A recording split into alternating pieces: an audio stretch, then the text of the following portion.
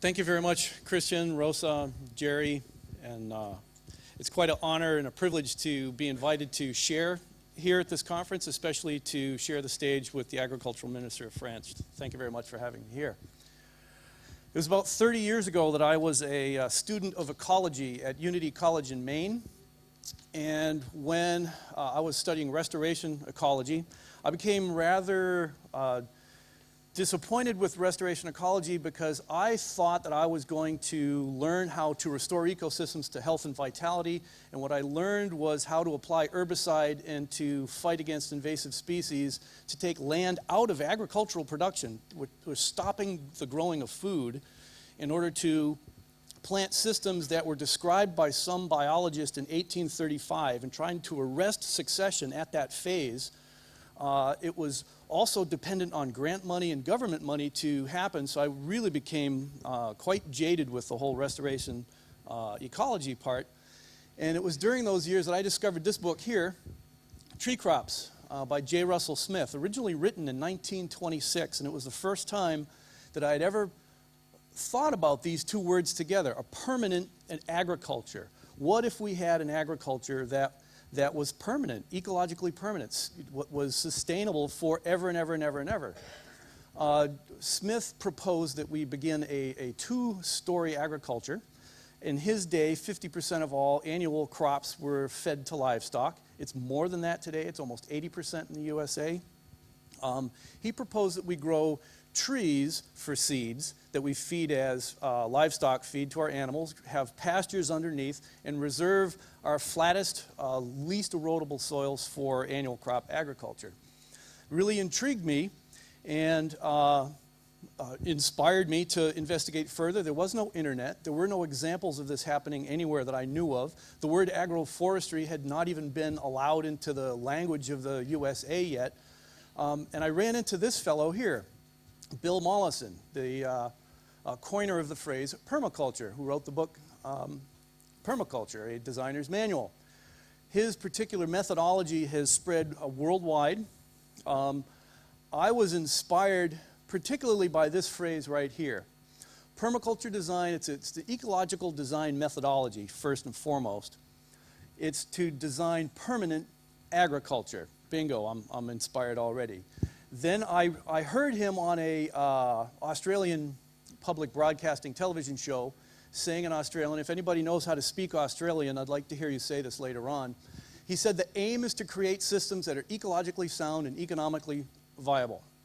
So to me, that sounded like the magic of everything. If we can design an agriculture that is ecologically sound and economically profitable, that's what else should we do? So I dedicated the last 30 years of my life to doing exactly this. Advance with this, right? Through 30 years, instead of getting a job in the ecological restoration field, instead of getting into academia and doing more research, my wife and I decided to actually apply the knowledge on the land and pay our bills. We're going to be economically profitable. So we began acquiring real estate and practicing agroforestry. But instead of just agroforestry, as most of us are familiar with, we were practicing a biomimicry agroforestry, where instead of just planting a row of trees and having crops or grazing underneath, we were creating three-dimensional, fully functional ecosystems based on the natural plant communities around there. I came to call that restoration agriculture.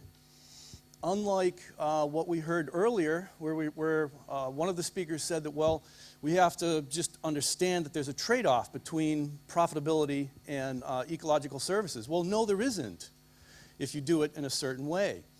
And then I also heard somebody else, I have to laugh because one of my Canadian fellows, that the area for doing agroforestry in Canada is down here. Well, some of our properties are about 300 kilometers short of the Arctic Circle. Can I have a drink of water, please? Could I have a drink of water, please? He nods yes. I'll have to grab it. So I wrote a book. This book will be... I'm going to have a drink of water. Smile and wave, Christian, smile and wave. I told you this one was going to be different. Thank you. And this has been translated into at least 3 different languages. There's several more that are in the works right now. Today is like the first day officially of the release of the French translation of the book. They'll both be available outside. In that book, I explain the process by which we interact with a piece of property. If we're going to design something that's ecologically sustainable, we have to design it after the actual ecology of the place. We can grow saguaro cactus here if we want. With what expense? We can grow, cucumbers in Greenland if we want to. At what expense? There are plants, and there are plant communities and animal communities that will live anywhere on the planet. And if we design our agriculture after those communities, number one, that will be our best chance of success right there. Well, a lot of our plants, most plants, our agricultural crops, will survive without several critical nutrients. That's why we have fertilizers and compost and all that. But the one thing that we know that our crops will not grow without is water. So what we want to do is optimize our rainfall distribution on the site by changing our tillage pattern, or at least our farming pattern. Third is we'll establish woody polycultures, not just single monocultures, but polycultures, many different plants and communities of plants. And then we'll use the agroforestry practices to do that, and then we'll manage for complexity. We just understand that we don't live in a simple world, and we're going to live with complexity and learn how to design our systems so it'll be easy for us to handle the complexity. Also, I didn't put it in there because it's a given. We're going to design systems that are economically profitable, because if it's not paying our bills, it's nothing but an expense, and we're not going to do it. So number one, identify our biome and our plant communities, and then we'll substitute improved cultivars when they're possible. And when there aren't improved cultivars, we'll actually breed our own improved cultivars using mass selection. We don't need all kinds of crazy stainless steel factories and facilities genetically engineering plants for us when we have seeds. In the part of Wisconsin where we settle, we have, my wife and I have 2 properties in Alaska, several properties in maritime northeastern Maine, and the first slide you saw is in southwestern Wisconsin, right here, right at the tension zone between prairie and savanna and northern conifer forests and the oak savanna. Every biome, every plant community around the world, we can look at it, and there are perennial plants. These are in order of height. Tall trees that produce nuts, medium trees that produce fruits, bushes that produce nuts, more bushes or trees or small trees, ground-growing cherries as well. The cane fruits, grapes, vines, currants, shade-tolerant, grasses, animals, and then fungi to decompose the whole thing. Every single one of those elements in there is a marketable product and a marketable crop. We can design an agricultural system that's 100% agricultural mimicked, and we grow it as a complex system. Number 2, which is most interesting, is the optimizing the rainfall distribution pattern. Our landforms are generally shaped by the impact of water flowing to the lowest spot and running downhill and going away. It takes topsoil with it, even if you have a full ground cover. You can see here, this is in California, probably 10 to 15 centimeters of rain a year on this particular property, but we can see evidence of erosion. How is it that they only get 10 to 15 centimeters of rain, but there's still erosion from water? Well, the current practice to deal with this is to make this big, huge, gigantic dam.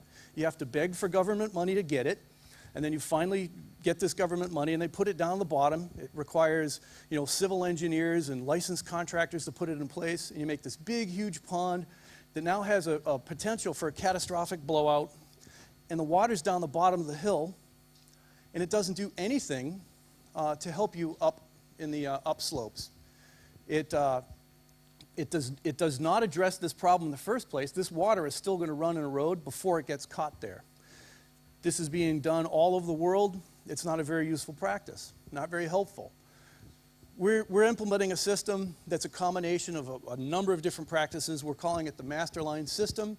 We begin high in the landscape, and we start by excavating holes in the ground, search capacity dugouts, Sometimes I'm reluctant to call it ponds because in some places the word pond is regulated by government authority and you can't do it without a license and on and on and on and on. So we make shallow little depressions in the earth, and miraculously when it rains, water goes there.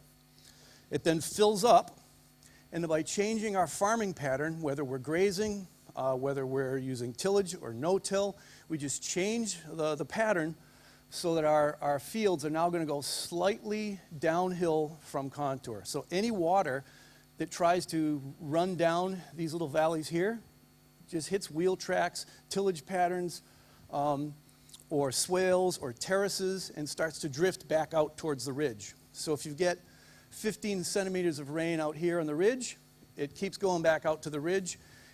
Everybody notices that in the valleys it's wetter. If you get 15 centimeters of rain on the ridge, it runs the valley. The valley now gets like 65 centimeters of rain. It's wetter. The ridge gets less because it ran off to the valley. In this way, we keep spreading the water out towards the ridges, and we keep field edges parallel so equipment is easy to use. Very efficient. It's very inexpensive because at times we don't even need to use any kind of excavations at all. We just change the pattern of the farming. If we do use tools, they're usually common tillage tools, 1 bottom plows, 2 bottom plows, front end loaders, a scraper blade. And it eliminates the potential for catastrophic failure because what we're not doing is we're not concentrating all this water into one spot. We're actually distributing it out so there's less chance of catastrophic failure. And if it ever does overflow in a very big rain event, the worst possible scenario is the fact that the water goes back to doing what it was doing anyways. So the pattern that you see, this is the farm in Wisconsin. This has had 20 years of site development. It started as a maize and soybean and hay field planted in contour strips, according to the USDA. Well, this new pattern is slightly off contour, so any water that tries to come down this valley gets spread out to the ridges. And we live in a part of the Midwestern USA that we get about 30 inches of rain, so just less than a meter of rain a year. Sometimes it comes in 2 storms. And when it comes down, it doesn't matter what kind of soils you have, it doesn't matter what kind of cover you have. When you get 30 centimeters of rain in an hour, it's gone. With the terraces and swales and small little collector ponds, the water now spreads out to the ridges and soaks in. Why is this important? Because now we have water in our soil that's available to grow more crops. And we're going to grow more crops because we're going to plant way more trees than the law might allow us to. Oh, by the way, we aren't allowed to necessarily do more than so many trees per hectare either in agroforestry systems if we take the government money. From day one, we said we will not take any government subsidies. For the very first year that we took over, the farmer prior to that, the average loss per acre in our part of Wisconsin was a $117 loss per acre every single year. They had to take the subsidies in order to pay their bills. From the very first year, we were profitable. Look at the research from the Woody Perennial Polyculture site at University of Illinois in Urbana. From the very first year when they set up their research site in agroforestry, a complex multi-species agroforestry system, the very first year they beat corn on return per acre. These are profitable systems. And you can see the extent of these ponds. These are not intended to be fish ponds or swimming holes. It's just that after a large rain, they fill up, the water goes out to the ridge, goes out to the ridge. And one of the things that's notable about this, here we see some strips. This is in garden vegetables. We sell wholesale produce. This has been under cultivation for 15 years, tillage, about every 3rd year, extensive use of cover crops. Somehow, in 15 years of tillage agriculture, we've turned a red clay farm into black topsoil. Look at the neighbor's red clay across the street. This is all no-till GMO corn and soy. There was no agriculture happening here, and it's still red clay. We had agriculture happening here. We're doing something different. We're saving the water, capturing it in the ground, using a different pattern, and we're using agroforestry techniques. This is what our soil used to look like. 15 years, it turned into this. This is absolutely entirely possible at a profit. This is not something that we have to sacrifice horribly in order to get to turn red clay into topsoil. This is a byproduct of the agriculture that we do. This is a byproduct of the agriculture we do. Somebody said they want to get me carbon sequestration money for my black soil. I said, well, that's cute. Let's use it somewhere else. Establish woody perennial polycultures using the agroforestry practices. Our silvo-arable systems, alley cropping. The alley crop is really significant. This is our cash flow in the early years, while our woody crop takes time to mature. And in our case, we're not just planting single species in most cases. In our tree species, we're planting multiple species. Sometimes we're planting them all in the same row. Sometimes the rows close together, different species in every row. And this is the cash crop while the woody species mature. And over time, as we need less and less of the annual crop, we put in more and more rows of perennials until you saw that aerial photo of the whole entire farm. It's almost entirely, it's 97 or 98% perennial now, the whole entire cropping system. I like the photograph that somebody showed of willows between rows of high-value timber trees. I went with perennials between many of our rows of trees, asparagus in this case. It's probably one of the most productive areas on the farm as far as returns per acre is asparagus. And in the tree rows, these are chestnut with mulberry, elderberry, raspberry, grapes. We're part of a fuel cooperative where a number of farmers grow oilseed crops to press for motor fuel, and then the press cake becomes feed for our livestock. So we can design systems that are profitable from day one and actually produce enough fuel to run themselves. The average size farm in my part of Wisconsin, people who participated in this program, you only require 10% of your acreage to be put into an oil crop, and that will run your whole farm. That'll fuel your whole entire farm. And of course, you still have the press cake left over, which is livestock feed, protein-concentrated livestock feed. This is all by design. I like this word right here, disturbed. Apples are a large component of our system, probably 30%. It's one of the big three. Chestnuts, hazelnuts, and apples are our big three woody crops. Can anybody see the apple trees in here?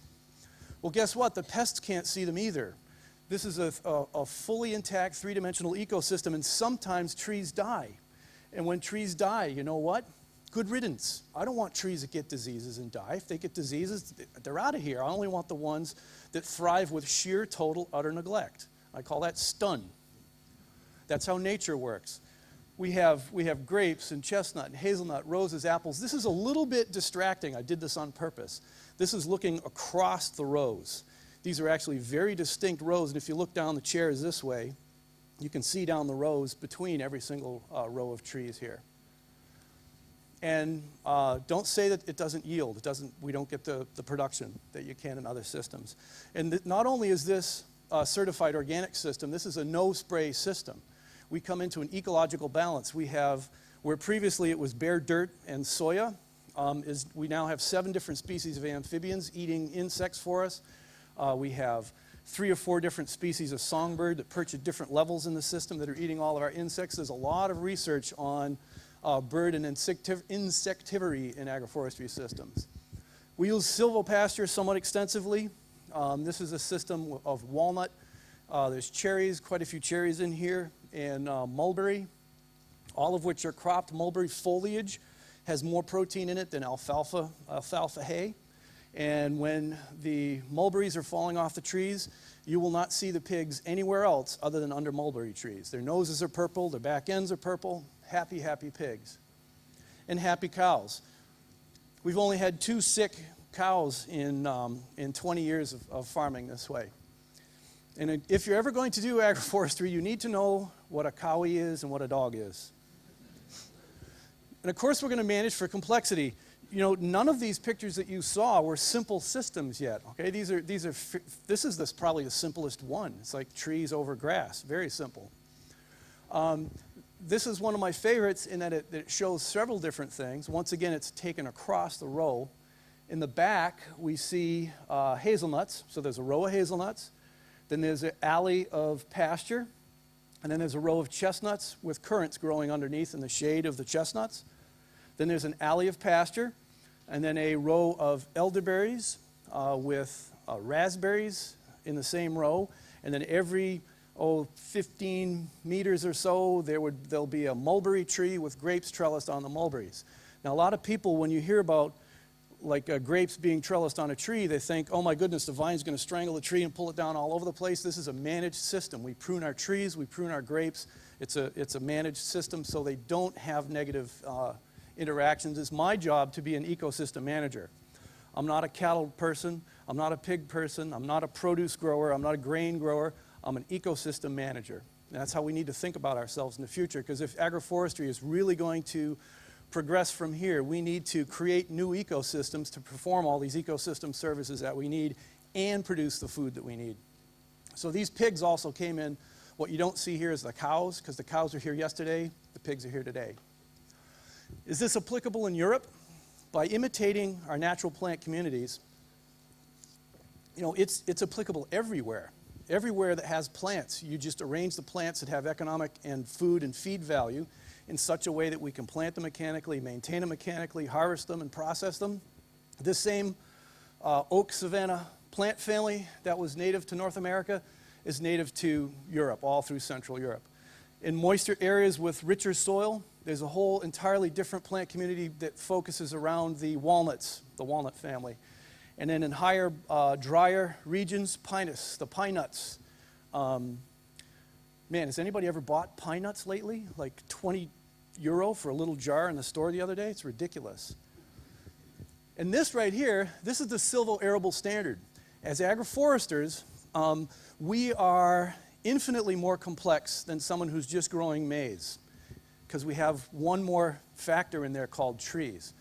Well, let's amp it up. Let's now start following ecological processes. Let's start using trees that have yields that come from them. I don't care if the federal government is going to allow me to have fruit and nut-bearing trees in my agroforestry system, because I'm actually going to make money from my fruit and nut trees, and I don't necessarily make money off of Fraxinus for 30 years. So I would, in University of Missouri-Columbia, we've already shown several different enterprise budgets. If corn in upper Midwest was losing $117 an acre, and chestnuts make $6,000 an acre, plus, which one would you choose? I'm going to choose chestnuts. Well, I still have to cash flow this year, so am I going to grow corn in between? Well, maybe, if I have all of the infrastructure in place. Maybe not. Well, if I was a farmer driving this combine down the row, after hearing this talk, I'd be looking at all of this empty space saying, oh my goodness, look at the missed opportunities here. I can put in a row of currants over here. There's not enough shade. A lot of people say, oh, the shade will kill the stuff. There's no shade in here. There's little bits of shade.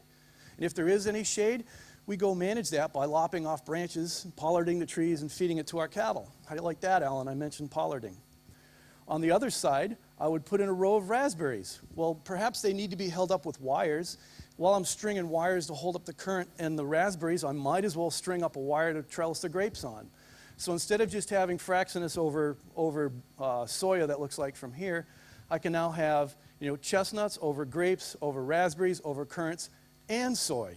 How many different crops was that? I can't count that high. I only have 9 fingers. The past few days, I've toured a number of farms, which is really fabulous. I've seen lots of small grains looking pretty good, and I've seen a lot of erosion, tremendous amount of erosion. Farmers planting their crops straight up and downhill, which is kind of ridiculous. And I've also seen probably 30 to 40% bare soil.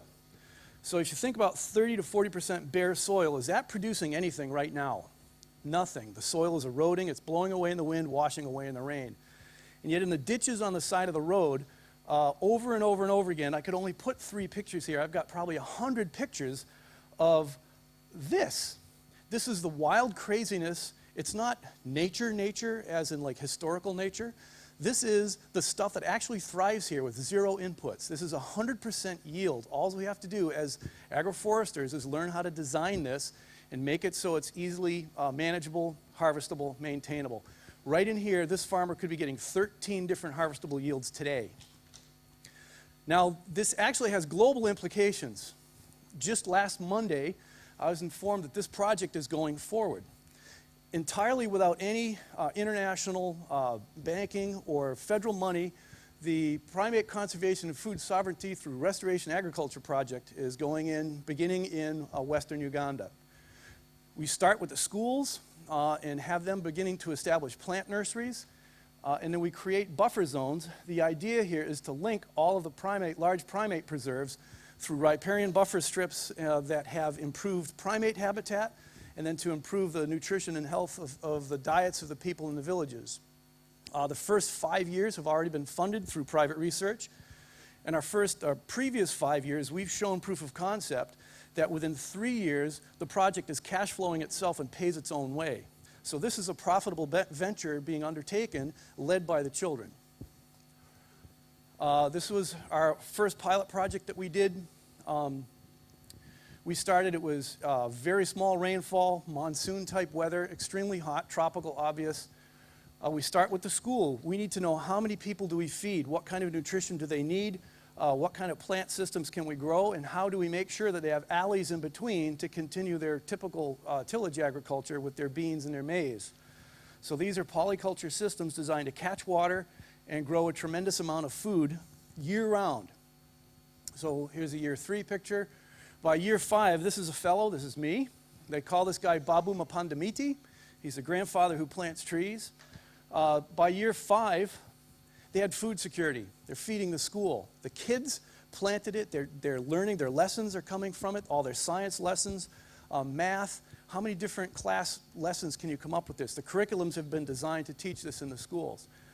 By year 5, there's a nutritional diversity. Part of the program is we're tracking health data for all of the children who are involved in this, heights and weights and basic nutritional dietary configuration. Also, economic surplus is part of it. I'd mentioned by year 3, there's already been several businesses started that are funding the project. One is a produce distribution system. Another is a hot pepper sauce. There's some guest lodges and soap being produced out of the system. Is there a difference between the alley soil and the soil underneath that tree system? We don't need more research to tell us what works and what doesn't work. These systems are going in broad acre, successfully, financially successfully, below the radar of many different people because we don't have time to mess around and apply for crazy grants.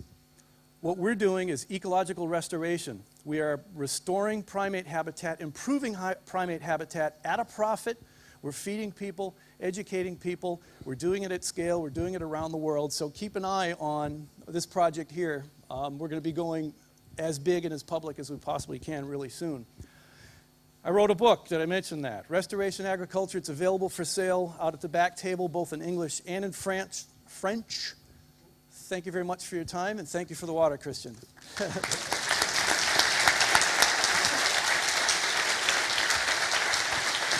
Thank you very much, Mark.